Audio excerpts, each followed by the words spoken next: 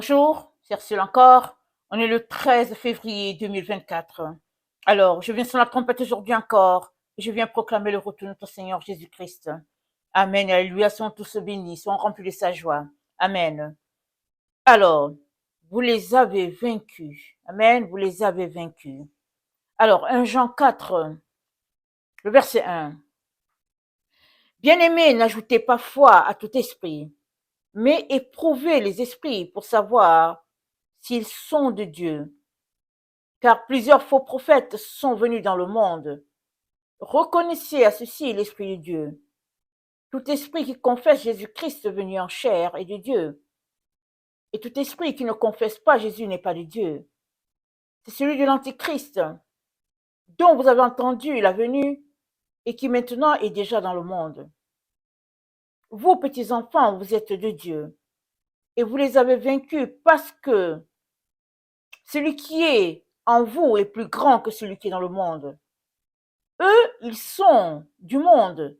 C'est pourquoi ils parlent d'après le monde et le monde les écoute. Nous, nous sommes de Dieu. Celui qui connaît Dieu nous écoute. Celui qui n'est pas de Dieu ne nous écoute pas. C'est par là que nous connaissons l'esprit de la vérité et l'esprit de l'erreur. Amen. L'esprit de la vérité et l'esprit de l'erreur. Alors, de quelle erreur s'agit-il? Amen. Il s'agit, n'est-ce pas, de l'erreur commise par les anges déchus. Amen. Nous trouvons cette erreur dans Genèse 3. C'est dit,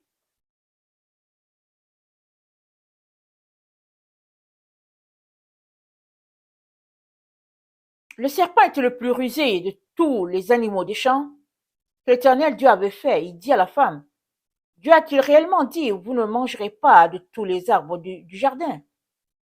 La femme répondit au serpent, nous mangeons du fruit des arbres du jardin. Mais quant au fruit de l'arbre qui est au milieu du jardin, Dieu a dit, vous n'en mangerez point et vous ne toucherez point, de peur que vous ne mouriez. Alors le serpent dit à la femme, vous ne mourrez point. Mais Dieu sait que le jour où vous en mangerez, vos yeux s'ouvriront et que vous serez comme des dieux, connaissant le bien et le mal. Qui sont ces dieux? Amen. Vous serez comme des dieux. Mais qui sont ces dieux-là? Amen.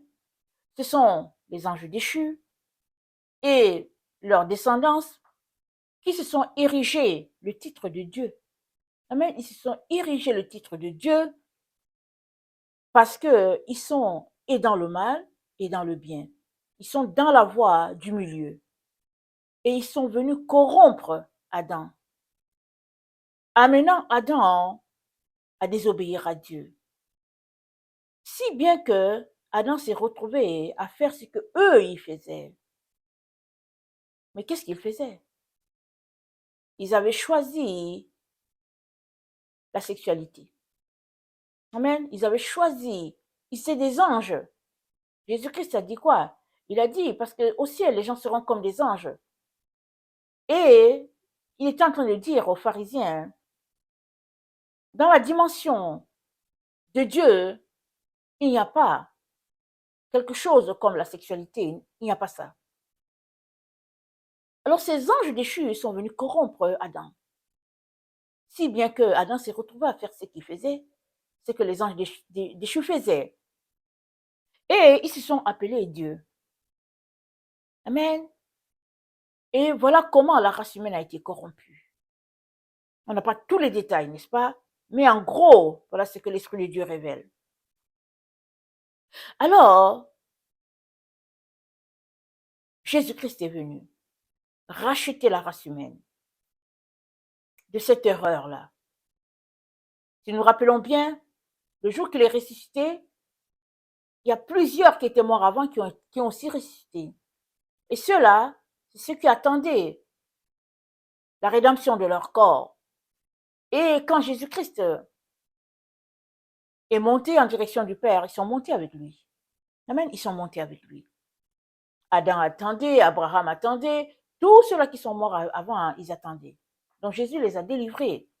Parce qu'avant qu'ils ne viennent, il n'y avait pas possibilité de traverser de ce monde-ci en direction du Père à cause de l'erreur commise par les anges. Voilà pourquoi Dieu les a destitués de cette grave erreur qu'ils ont faite.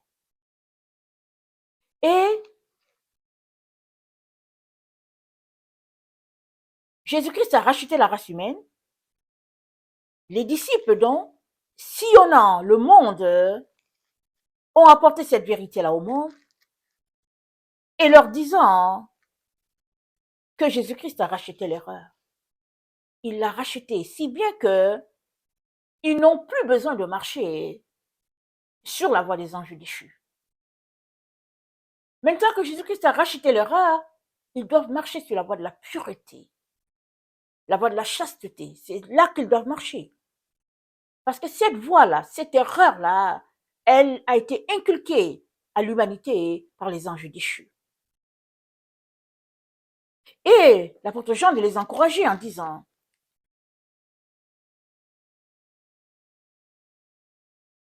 vous, petits enfants, vous êtes de Dieu et vous les avez vaincus. Amen. Vous portez en vous la semence de Dieu. Et c'est quoi cette semence? C'est la lumière que Jésus-Christ nous a donnée. Jean 1.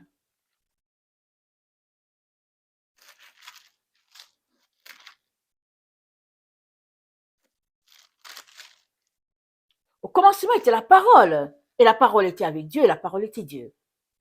Et Dieu, au commencement avec Dieu, toute chose a été faite par elle, et rien de ce qui a été fait n'a été fait sans elle.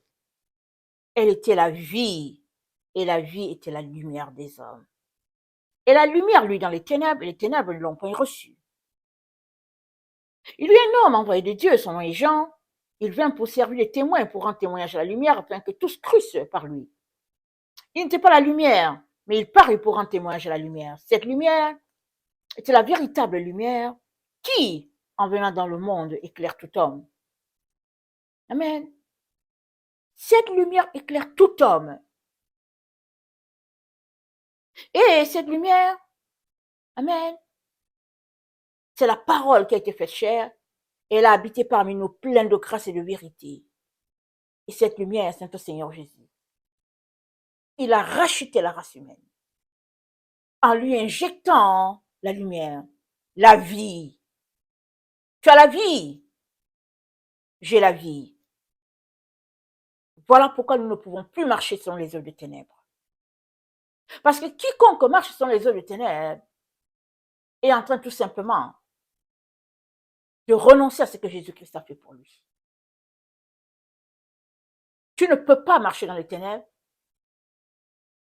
Tu ne peux plus marcher dans les ténèbres si tu as choisi Jésus.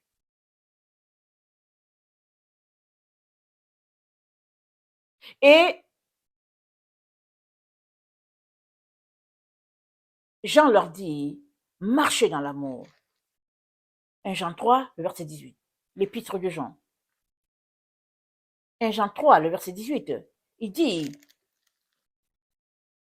petits enfants, n'aimons pas en parole et avec la langue, mais en action et avec vérité. Par là, nous connaîtrons que nous sommes de la vérité et nous rassurerons nos cœurs devant lui. Amen. Par là, nous connaîtrons que nous sommes de la vérité et nous rassurerons nos cœurs devant lui. Et c'est quoi la vérité? C'est la lumière. Amen, c'est la lumière. Et il nous dit, maintenant que nous avons Jésus, nous devons juste marcher par la lumière. Cette lumière qui nous a été injectée, cette lumière-là qui est la vie. Et dans Éphésiens, l'apôtre Paul vient renchérir en disant,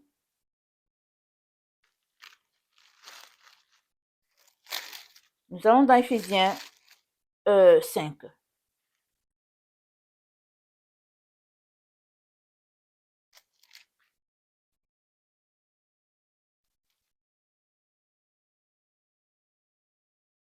Le verset 3.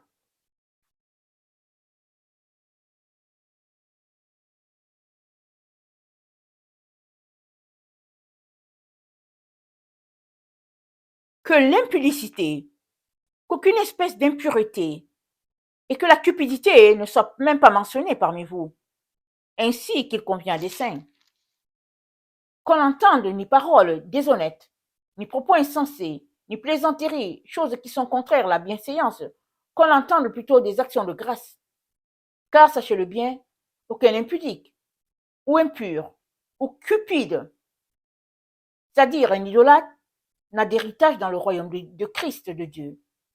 Que personne ne vous séduise par de vains discours, car c'est à cause de ces choses que la colère de Dieu vient sur les fils de la rébellion. N'ayez donc aucune part avec eux. Autrefois, vous étiez ténèbres, maintenant vous êtes lumière dans le Seigneur, marchez comme des enfants de lumière. Amen.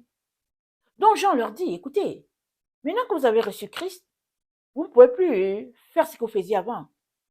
Vous ne pouvez plus être versé dans l'amour de l'argent, vous ne pouvez plus être versé dans les plaisirs sexuels, vous ne pouvez plus être versé dans toutes ces choses qui sont charnelles là, vous ne pouvez plus. Parce que la semence de la lumière ne peut être corrompue avec la semence des ténèbres. C'est ça qu'il est en train de dire. Et il dit, ne vous laissez pas séduire. Parce qu'il y a des gens qui vont venir vous dire, c'est pas grave. Ils vont dire, non, c'est pas grave, pourvu que tu sois chrétien, c'est pas grave. Et Paul dit, ne vous laissez pas séduire. Une fois que tu as accepté Jésus, la semence de la lumière est en toi, tu ne peux plus te laisser corrompre. Tu ne peux plus te laisser souiller. Tu dois demeurer dans cette lumière afin que ce rachat puisse se répandre dans tout ton corps de telle sorte que tu sois un être nouveau, un être de lumière. Amen, c'est ça que Paul est en train de dire. Il dit qu'il est honteux de dire ce qu'il faut en secret. Et dans Éphésiens 2, Paul continue en disant, vous étiez morts par vos offenses. Amen, vous étiez morts.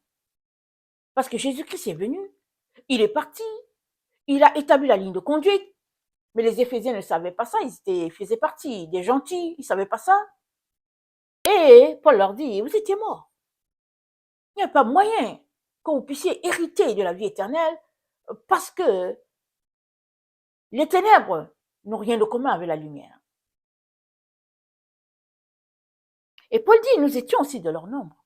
Il dit, mais maintenant, il dit, Dieu qui est riche en miséricorde, à cause du grand amour dont il nous a aimés, nous qui étions morts, il nous a ressuscités ensemble et il nous a fait asseoir dans les lieux célestes avec Christ, afin de montrer dans les siècles à venir l'infinie richesse de sa grâce, par sa bonté envers nous en Jésus-Christ. Amen. C'est par sa grâce que vous êtes sauvés, par le moyen de la foi, et cela ne vient point de vous. Ce n'est point par les œuvres, pour que vous ne puissiez pas vous glorifier. Amen. Ce n'est point par les œuvres, c'est par la grâce, c'est par l'œuvre extraordinaire que Jésus-Christ a fait. La lumière qu'il t'a donnée. Tu es appelé à chérir cette lumière-là et à la garder pour ne pas la corrompre. Et c'est ça que l'ennemi cherche à corrompre. C'est ça que l'ennemi cherche à infester. L'ennemi n'est pas après ces personnes qui marchent sur les doubles voies, non. Mais dès qu'il sait qu'il y a une personne qui marche sur la route de la pureté, l'ennemi est après. Il envoie des légions après. Il envoie des groupes après. Parce que il veut amener la personne sur la voie du milieu, sur la voie des ténèbres. Alors, beaucoup d'enfants de Dieu quittent la voie de la lumière pour courir après l'argent. On leur dit, c'est pas grave. C'est pas grave, tu peux toujours continuer à servir Jésus. Et ils s'en vont changer leur gloire. Ils changent leur gloire. C'est-à-dire quoi? C'est-à-dire, ils renoncent à la lumière de Jésus. Et ils revêtent pleinement les ténèbres. Et ils s'identifient à d'autres races. Et Paul dit qu'il n'en soit pas ainsi au milieu de vous. C'est ça qu'il est en train de dire. Et par toutes sortes de tactiques, il souille les enfants de lumière. Par l'alimentation, par toutes sortes de théories, les émissions, c'est-à-dire tout ce qu'ils peuvent apporter, qui peuvent te souiller, ils vont le mettre en marche afin de te souiller. Mais c'est à toi d'ouvrir tes yeux et de dire, je refuse cette souillure, je refuse cette corruption, je refuse cette nourriture. Apocalypse 2. Écrit à l'ange de l'église de Thyatire, voici ce que dit le Fils de Dieu, celui qui a les yeux comme la flamme de feu, et dont les pieds sont semblables à l'airain ardent. Je connais tes œuvres, ton amour, ta foi, ton fidèle service, ta constance et tes dernières œuvres plus nombreuses que les premières. Mais ce que j'ai contre toi, c'est que tu laisses la femme Jézabel, qui se dit prophétesse, enseigner et séduire mes serviteurs pour qu'ils se livrent à l'impudicité et qu'ils mangent des viandes sacrifiées aux idoles. Une fois que tu manges une viande sacrifiée aux idoles, tu es en train de t'associer aux œuvres des ténèbres, parce que ça, c'est des pratiques de sorcellerie. Tu es en train de t'associer au monde des anges déchus, parce que c'est eux qui sont venus apprendre la sorcellerie à l'humanité. Proverbe 23.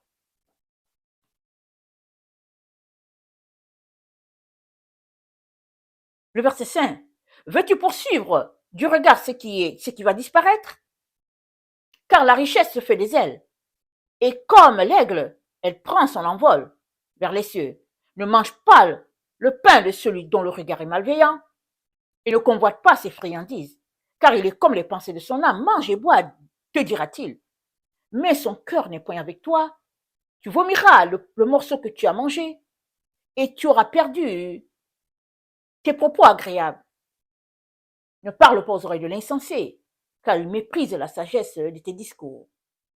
Il y en a qui ont bon appétit, ils mangeront toujours tout ce qu'on leur donnera. Mais est-ce que tu sais ce que tu es en train de manger? Amen. Sais-tu ce que tu es en train de manger? Il y en a qui, par méchanceté, corrompent, souillent les autres. Il y en a qui, par méchanceté, enlèvent la lumière des autres. Et Jésus a dit, pourvu que tu ne sois pas séduit.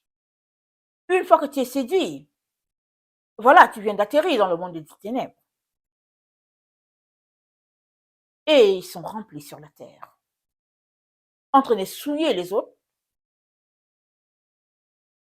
par la flatterie, la séduction, des pièges, des nourritures. Et Dieu te dit, méfie-toi. Ne te tiens pas avec eux. Ne reste pas avec eux. Garde ta lumière. Veille sur elle. Fais tout pour ne pas le laisser te souiller. Car tu as été racheté et ce que tu es n'a plus de souillure. Tu dois maintenant travailler pour ne pas laisser entrer une saleté et te débarrasser de toute saleté qui pourrait exister encore en toi. Dans tes pensées, dans ta façon de faire, dans ton habillement, tu dois te concentrer à ôter toutes ces choses-là afin d'être pur à 100% pour ton Dieu.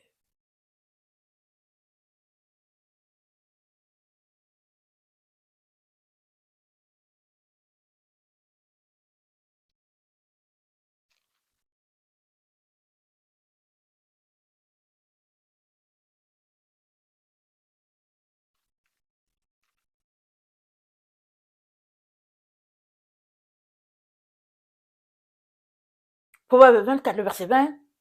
Car il n'y a point d'avenir pour celui qui fait le mal. La lampe des méchants s'éteint. Ta lampe, elle brille. Elle est vie. Elle est espoir. Elle est vie éternelle. Voilà pourquoi l'ennemi est après toi. Parce que tu ne sais pas ce que tu as. Tu ne réalises pas le trésor que tu as et que tu es. Tu ne le réalises pas. si tu le réalisais, jamais plus tu ne marcherais avec ces gens-là. Ceux-là qui commettent les horreurs, la sorcellerie, le mal, la méchanceté, ceux-là qui sont dans les voies des ténèbres, tu ne marcherais plus avec eux parce qu'ils sont à côté de toi pour te corrompre et pour te souiller. Eux, ils ont choisi leur voie. Toi, tu as choisi la tienne, la voie de la lumière. Pourquoi es-tu encore avec eux? Amen. Pourquoi es-tu avec eux? Voilà pourquoi l'apôtre Jean te dit, vous les avez vaincus. Tu es vainqueur au-dessus d'eux. Eux, ils se tiennent dans les ténèbres, ils voient ta lumière. Toi, tu es dans la lumière, tu ne vois pas dans les ténèbres. Sauf si Dieu te révèle les choses. Et pour qu'il te les révèle, tu as besoin de te tenir pleinement dans la lumière. Et il va te révéler tout ce qui se trame dans les ténèbres.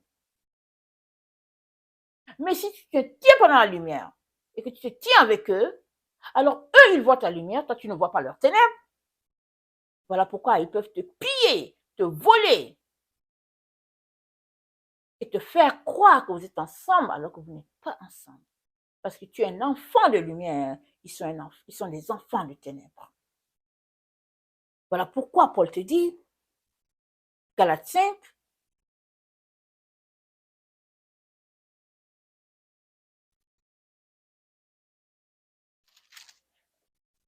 je le dis, verset 16, marchez selon l'esprit et vous n'accomplirez pas les œuvres de la chair. Car la chair a des désirs contraires à ceux de l'esprit, et l'esprit en a de contraires à ceux de la chair. Ils sont opposés entre eux afin que vous ne fassiez point ce que vous voudriez. Si vous êtes conduits par l'esprit, vous n'êtes point sous la loi. Or, les œuvres de la chair sont manifestes, ce sont l'impudicité, l'impureté, la dissolution, l'idolâtrie, la magie, les inimitiés, les querelles, les jalousies, les animosités, les disputes, les divisions, les sectes, l'envie, l'ivrognerie, les excès de table et les choses semblables. Je vous le dis d'avance que ceux qui commettent de telles choses n'hériteront pas le royaume des cieux.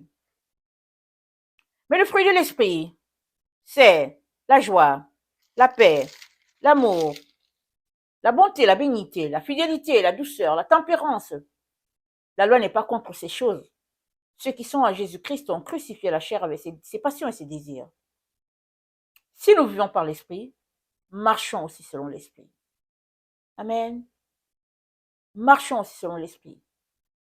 Marchons sur la lumière. Demeurons dans la lumière. Et faisons tout pour ne pas nous associer aux œuvres des ténèbres. Que le Seigneur bénisse sa parole. Maranatha, Jésus revient. Amen et alléluia. Soyons tous bénis. Amen et amen.